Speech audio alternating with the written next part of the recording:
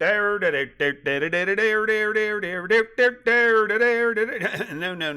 that's wrong. Dixie Diamonds, 154.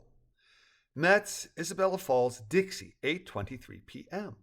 Following Balloony's reminder to his allies that everyone must maintain unwavering silence during their visit within the malicious mind of Brent Carter Brentsey, Balloony again provided a Brentsey eye view of the shackled sociopath's starlit surroundings to his telepathically linked allies.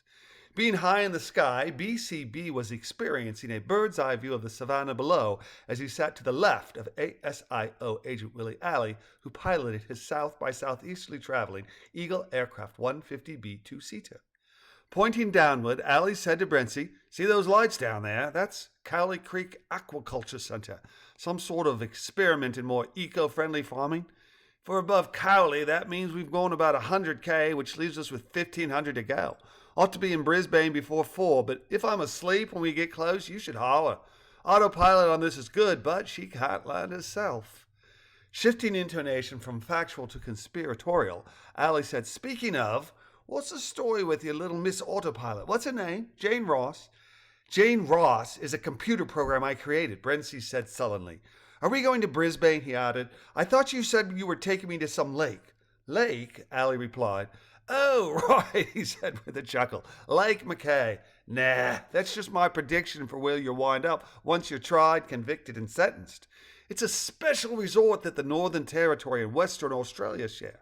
We have a fenced-in blockhouse facility on one of the lake's larger islands where we entertain VIP convicts.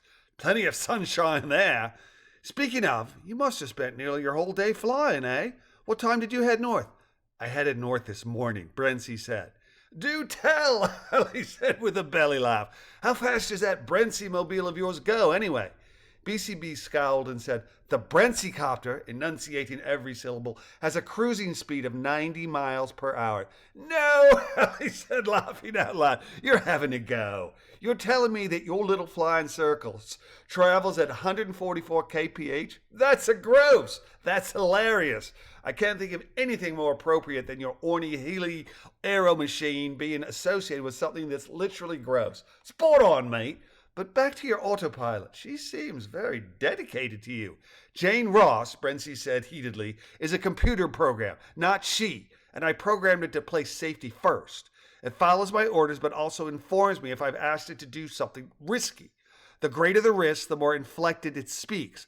The pseudo-emotion sub-function is designed to immediately bring me to high alert. It saves words, which saves time, which may save lives. It's predicated on logic." "Oh, I'm certain," Alley said with a nod. "The logic of you being a repulsive BOS, it can't get any. Speaking of, what have you got on Ambassador Hawkins? The way she jumped to your defense without having a single fact speaks volume of your ability to manipulate and control. Who taught you that anyway, your mom or your father? You, Agent Alley," Brentsey said between clenched teeth, "are a perfect representative of Australians. Crab, glib, disgusting. A perfect metaphor of those who live on the ass end of our planet." "Oh," Alley said enthusiastically. "Why, thank you, and believe me, the feeling is absolutely mutual," before cackling in glee for a full quarter minute.